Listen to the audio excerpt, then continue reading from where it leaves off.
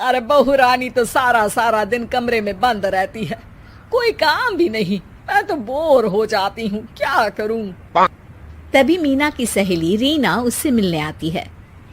अरे मेरे घर का भी यही हाल है, बेटा ऑफिस और बहू कमरे में बंद, समय काटे नहीं कटता। लेकिन अब सच मानो तो वक्त ही नहीं है कि वक्त से रोटी भी खा लूं। अरे बहन, मुझे भी बता दे कौन सा जादू चलाया है, मैं भी अब जिंदगी के बचे कुचे दिन आराम से काट लूं। दीवारें देख देख कर तो बोर हो गई हूं मैं। रीना मीना को एक स्मार्टफोन देती है। ये ले, ये है वो छड़ी जो जादू करती है। इसमें मैंने तेरा फेसबुक अकाउंट भी बनाया है, एंजल प्रिया के नाम से। बस अब यहाँ दोस्त बना और सबसे बातें कर। सास को पहले तो उतना समझ नहीं आता है, लेकिन धीरे धीरे वो उसकी आदत डाल लेती है। माँ जी जल्दी से खाना खा लीजिए, मुझे थोड़ा काम है। अरे तू जा, मैं खा लूंगी, अभी वक्त नहीं है। और सासू माँ मोबाइल में मुंह गड़ाए जवाब दे देती है। बहू समझ ही नहीं पाती और वहां से कमरे में चली जाती है।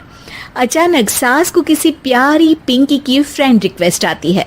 अरे वाह, ये तो कोई प्यारी सी लड़की लगती है, बात करती हूँ। सास फ्रेंड रिक्वेस्ट अपनाकर बात करने लगती है। अब क्या था, सास सारा दिन उस सहेली से बात करती, अपनी कहती उसकी सुनती। एक दिन सास फोन पर ही सरगड़ाए, अरे बहू जरा मंदिर के लिए थाली सजा दे, आज कीर्तन है। बहू फोन पर किसी को मैसेज टाइप करते कहती है, माँ जी क्या है, अब मुझे क्या पता कि आपको कौन कौन से भगवान की पूजा करनी होती है। तभी सास के पास कोई मैसेज आता है।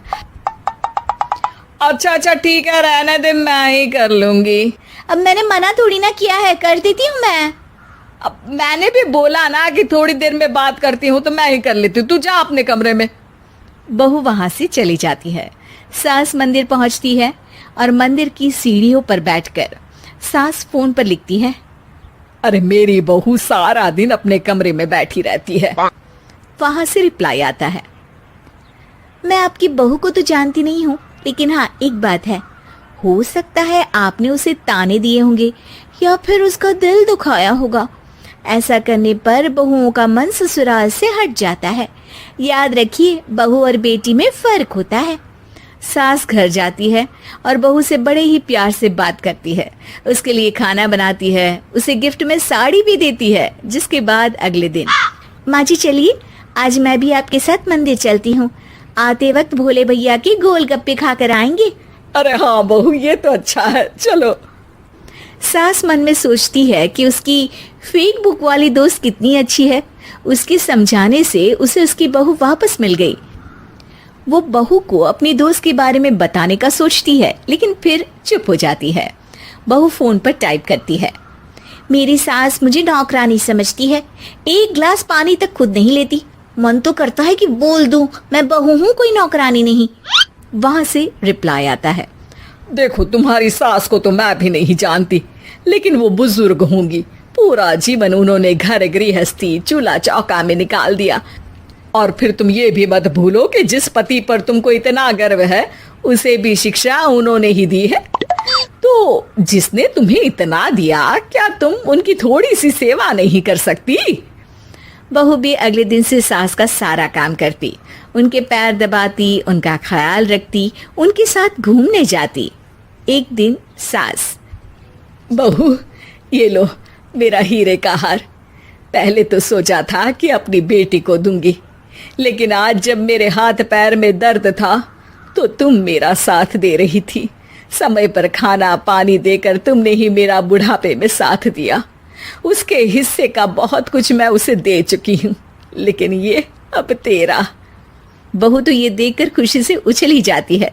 वो सास को गले लगाकर कहती है, माँ जी आप सच में बहुत अच्छी है, भला हो उस एंजल प्रिया का जिसने मुझे आपसे वापस मिलवा दिया, वरना मैं तो हमेशा आपको गलत ही समझती। मैं तो सोचती थी काश वो एंजल प्रिया मेरी सास होती।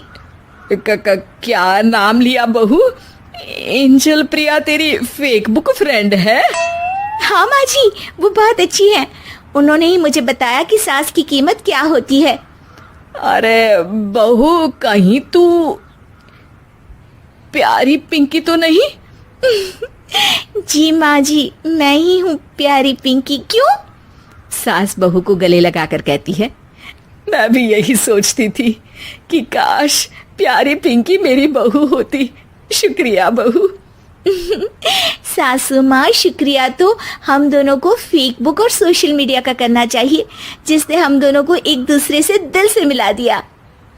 अब तक दोनों को समझ आ गया था कि जो खुशी वो बाहर ढूंढ रहे थे, सच में तो वो उनके घर में ही थी।